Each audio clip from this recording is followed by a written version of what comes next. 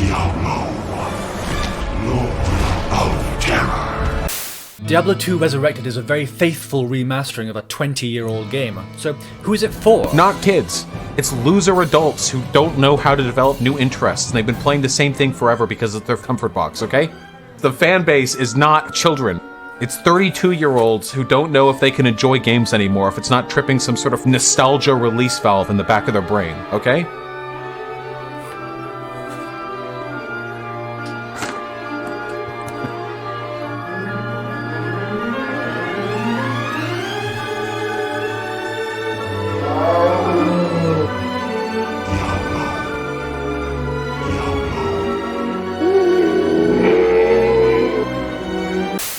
He's wrong! I'm 36. But it's true, this game is most likely going to be for adults who loved the first, like I did.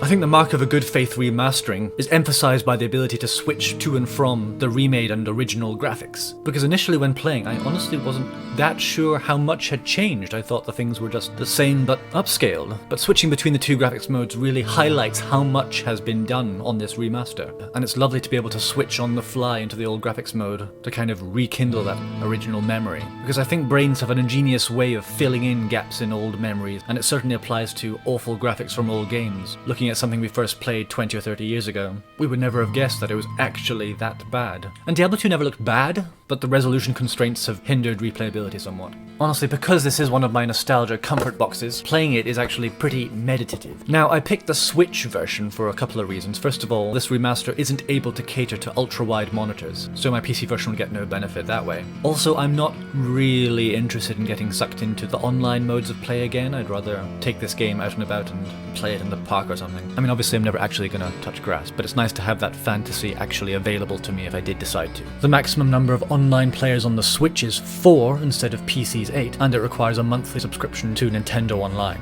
Diablo 2 Resurrected has introduced some quality of life changes, most importantly the sizable shared stash. Diablo 2 has layers upon layers of crafting ingredients that are gonna be wanted towards the end of the game. On the Switch, inventory management is a little fiddly. Some controls I had to Google before I could find them. There's no touchscreen support. This didn't really surprise me, and it doesn't really feel that lacking. My only real concern getting into this is that about a decade ago now I'd played Diablo 2 a lot with mods, especially Eastern Sun, and these quality of life improvements and then some were already added to Diablo 2 through those experiences. There were layers of new difficulty and new items and rune words and crafting that you could get your teeth into. So if you're really into modded Diablo, you have to decide whether the improved graphics and frame rate are important enough for you that you'd sacrifice that content. This game will also hopefully be bought by younger players, maybe fans of Diablo 3 and patient for Diablo 4, and hopefully they'll be suitably impressed by the loot tables that make this game fairly tantalizing to play, to be honest. I mean, when all was said and done, I liked Diablo 3. Again, a really strong game on the Switch, by the way. But the simplification of character stats and item traits kind of made a lot of the items feel honestly a bit samey.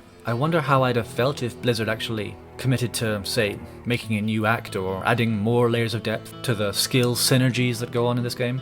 And I wonder if Diablo 2 modders are going to be able to make their mods compatible with this. But there's plenty of content as is, and it stimulates my nostalgia release valve in the back of my brain. Of course, we have to contend with putting money in Blizzard's pocket, because recent news has suggested that they're not a great company anymore. I hope, or I rationalize, that sales of Diablo 2 Resurrected will be a vote of confidence in the way Blizzard used to do things. But that is just rationalization. Its release has been mired by server issues, people being unable to log in, characters being deleted, so maybe best to stick to offline play for the time being. Obviously a miscalculation by Blizzard, but I imagine things will calm down once young players drop the game for being too dated, and old players drop it who feel like they've already played this game to death. Which honestly I have. I've played this over 1,000 hours. I was playing Diablo 2 on 9/11. I abandoned a family holiday so I could go and get some extra hours in. I've done my time. And I'm going back in. I'm going back in. So enjoy it. We like the things we like.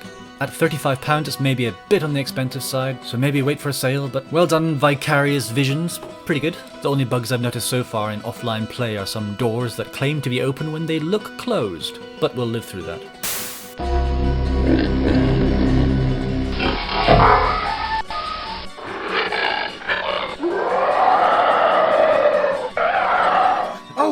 Oh, that was the other thing I was gonna say.